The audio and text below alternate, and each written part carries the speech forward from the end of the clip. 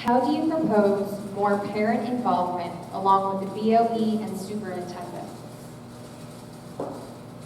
With regard to the Board of Ed meetings, I think what would help is if, so you'll see if you follow on Twitter the superintendent, there were grants recently awarded to teachers.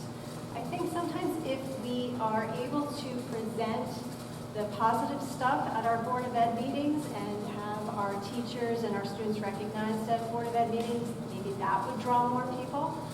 I also think that if the meetings themselves would be more open to addressing the citizens' concerns when they speak up and trying to provide thoughtful, thorough answers when asked. Yeah. Can you repeat, please? How do you propose more parent involvement along with the BOE and superintendent? So parental involvement, I think, is lacking big time in the schools. When I was growing up, I can tell you one thing: if the principal or a teacher called my parents, I was afraid to go home because my mom and my father, they never. If there was a complaint, it was always my fault. You don't see that anymore. I think now you kind of see the parents always justifying what the child is doing. Either the teacher's not doing their job, there's a lack of disrespect, I think, and I just think there just needs to be more of us pulling the parents in, again, by having them participate in the Board of Education meetings, making sure that they know when the meetings are so that they can show up and we can address a lot of their issues. But there definitely has to be a lot more parental involvement. Communication is always the best policy, but if I'm not mistaken, I remember the PTAs have an education committee, and the PTA person who is the education person should be attending the board meetings and bringing it back to the school and to the parents. And that could actually make communication, what goes on in board meetings, and she could bring it back to the PTA, and then they could all decide what's best for the school, what the school needs, does the school need improvement, is something wrong with the bathroom, or whatever they want to do. And if every school district had their PTA education committee person come to the meetings and do what's best for the kids, and have more communication, you probably would have more parent involvement because it starts from your PTA. But there is some kind of missing link in there, but that needs to be fixed. And the only way to fix it is to start with the PTA and get everybody on board.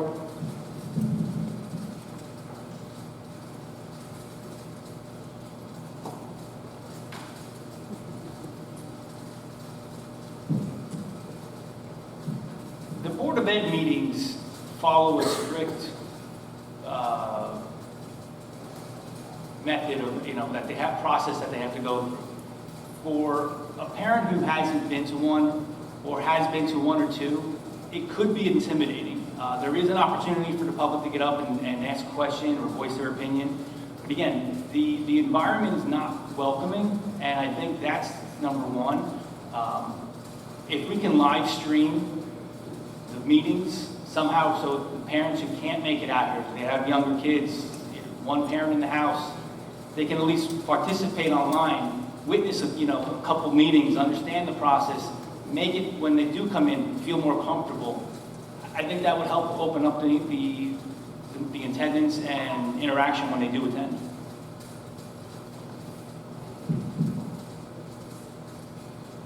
I believe we need to get our IT department involved in this and have an advanced webcast put in where questions can be submitted prior to the meeting. I think with today's day and age, everybody has something to do. They're always on the go, and it's very difficult for parents to get away. And this is giving them the opportunity to go back on a rewind and maybe watch it a couple times if they didn't catch something. Again, this is something where they can put these questions in advance. I also think that we need to have more advanced workshops. Workshops are good if you put those together with, the PTA, superintendent, the board. And again, this is something that I feel that would drive home the interest from the parents and teachers, and in addition, get the information out there.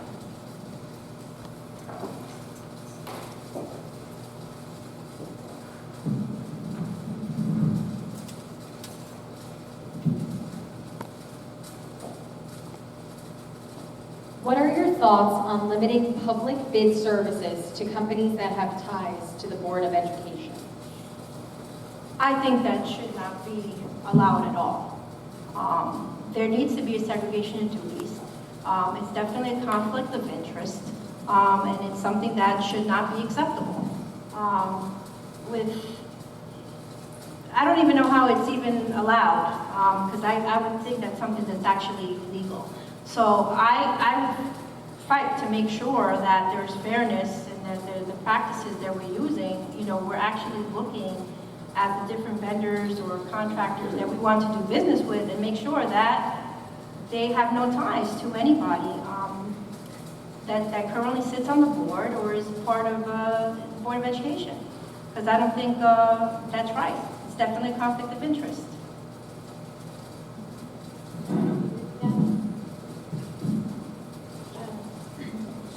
What are your thoughts on limiting public bid services to companies that have ties to the Board of Education?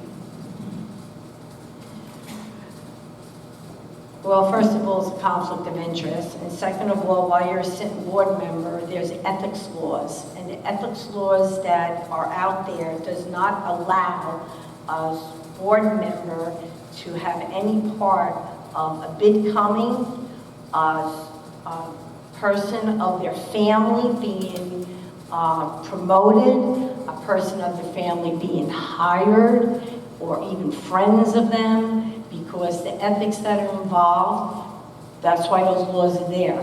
Now, they are allowed to bid, but they should be rejected because of the laws.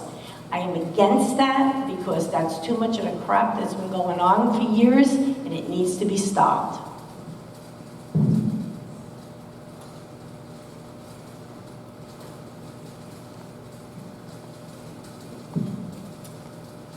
Bottom line, there's no place for that. It's against the ethics of the school board, the school ethics commission rules that it's not ethical.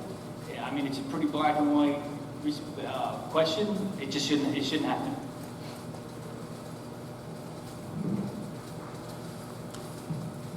I believe this falls under the doctrine of necessity. It should protect us because of the ethics part. Again, there's no real answer other than no, it shouldn't happen, period.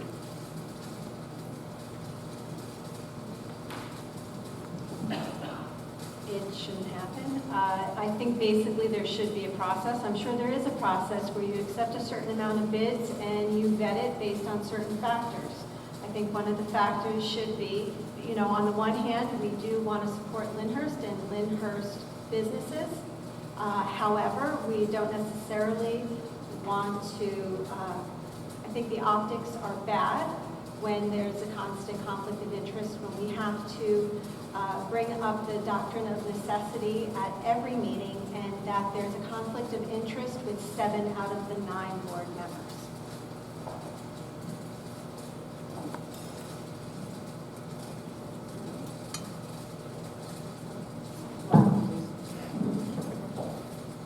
And I have to announce this is the last question. How will you enhance the current strengths of the school district? How will you enhance the what? The current strengths of the school district. Well, since I would have to find out what the current strengths are from the superintendent, I would be in support of making it better for the kids and making sure that the people and the school board members are on board. It also depends on what the cost of is. If you wanted to add something into the budget, it would have to be done by the superintendent, because she would be the best person to give the education specs, because as lay people, we would need to be told by her.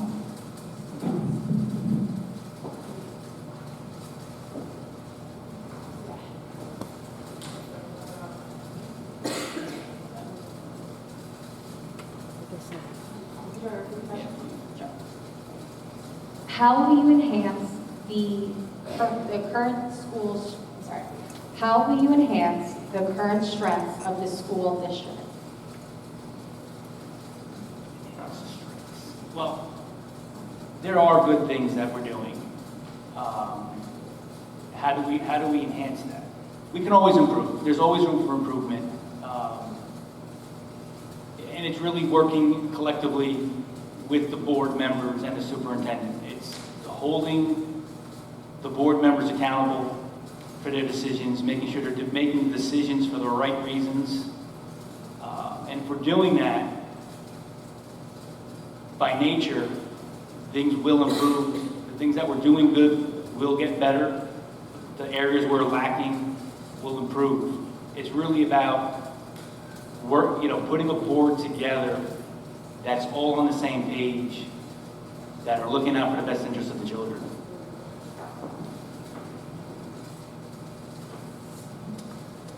I think we need to apply 3 areas: accountability, transparency, and respect. Working amongst the board members, we need to do what's best for the kids, not what's best for our own self-gain.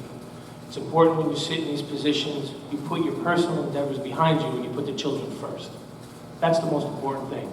The respect across the table is important, that you could agree to disagree, but you have to make sure that that disagrees in the best interest of the child.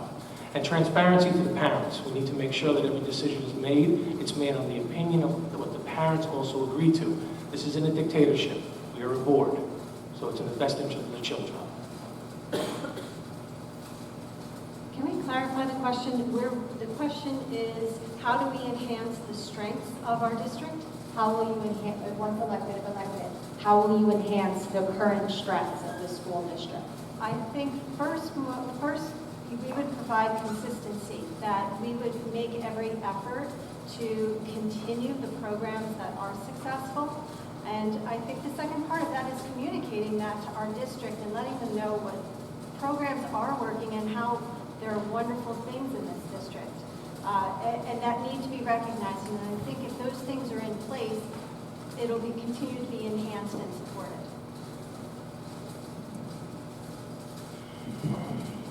I gotta be honest. Yes, I would like to sit on the board, talk to the superintendent, and find out what our strengths are.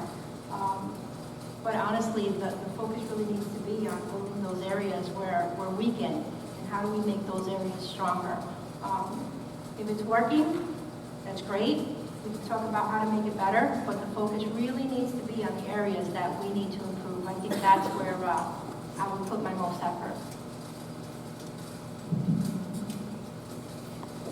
Okay? We'll now move on to the summation and closing. Please keep in mind that there is a 2-minute summation period per candidate.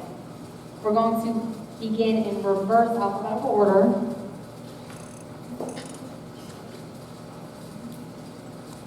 Starting with Stella.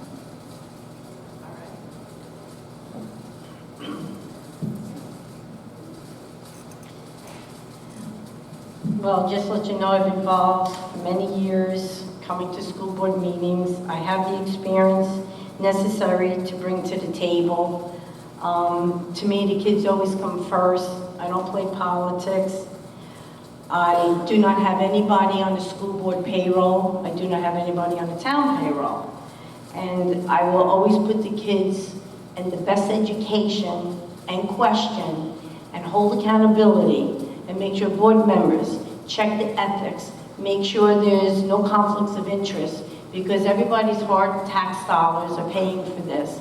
And I will do the best that I can, because I know how it feels sitting on that side and this side. That side, I question, and these people need to communicate. I believe in communication, and I don't believe in being nasty to people who get up and ask questions, but I will do the best I can, and if you want me, vote for me, and I will do the best, and I give you a promise.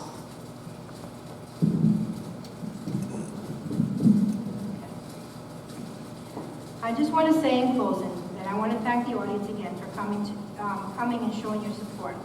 I ask that before you vote, you think long and hard about everything that you heard here tonight. There are still 14 days left before Election Day, and I ask that if you have any additional questions or concerns, that you reach out to each one of us that sits up here today and get the answers to your questions. I ask that you vote for change, We can't afford to sit idle anymore. Vote for who you believe will be the movers and the shakers. Vote for those you believe have no other interest to sit on this board but the children. There's no doubt that we need people who sit on this board who have no conflicts of interest and who have nothing to lose and have no fear of the opposition and outside pressures. We need people who will be loyal to the children, and I repeat, the children, and who will serve as an example to them on all aspects of what it means to have integrity, what it means to be honest, what it means to stand up for what you believe in, and what it means to be accountable for every single one of our actions. It is our duty to challenge. Let's make this a town that is proud of its Board of Education. Let's make this a town that puts all kids first, not just your own. Whether we win or lose, I expect to see everyone sitting here today on this stage to continue to fight for the children of Lyndhurst and make a point to offer them the best educational opportunities there is and to continue to advocate on their behalf. I hope I have you vote on November 7th because I can promise you this. Absolutely no one or anything can take my focus away from always doing the right thing for your children. Because after all, when you know in your heart that you have the right intentions and are willing to fight for those rights, then fear is nothing but a word. Thanks again and have a good night.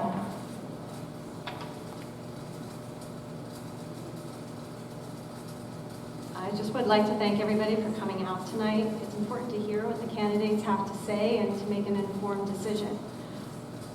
I wouldn't be here if I didn't think there was something to work for.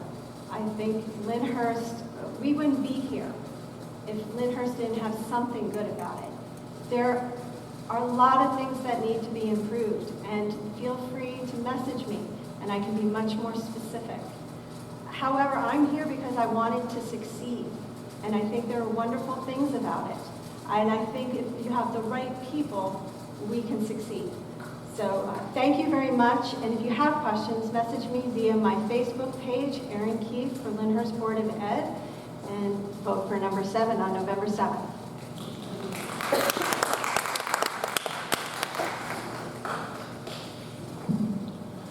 I'd like to thank the moderator for tonight. I'd like thank everybody in the audience tonight for coming out. As an elected board member, I become a trustee to the community. I become an advocate for the parents and the teachers. I become a representative to the children. I believe the time has come that we need to start to act the role so our children can see and reflect on how we behave. It's time we bring moral character back to the table. It's time that we start realizing that there's a moral compass that we should be carrying in the way we conduct ourselves at these meetings, online, in public.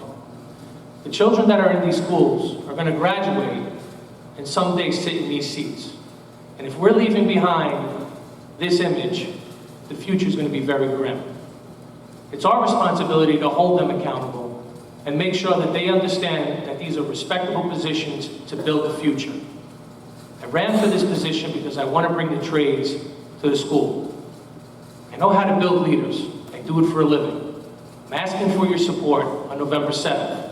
I want to thank these candidates sitting at the table because they've been excellent tonight, because there's been no hostility, and I appreciate that a lot. It's unfortunate the other candidates didn't show up, because I would like to hear what they had to say. Unfortunately, the conduct of some have told me I'm not welcome to hear what they have to say. With that, I say, please, vote for number 5 on November 7th. But if you don't vote for me, feel free to vote for anybody here. Thank you very much.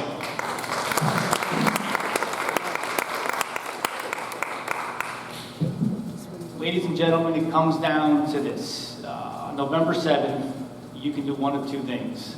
You can stay home, post on social media, post how terrible things are in Lyndhurst, post options on how we can make it better, or you can get yourself, you can get your neighbors, your friends, get together and go out and vote.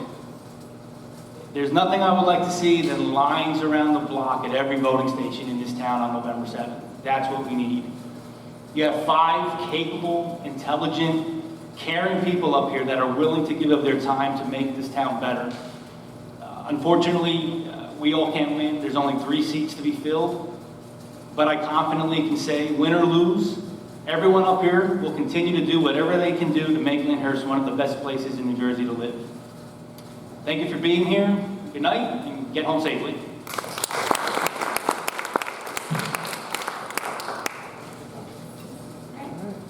So we've reached the conclusion of the program. We appreciate all the candidates' time, enthusiasm, and participation.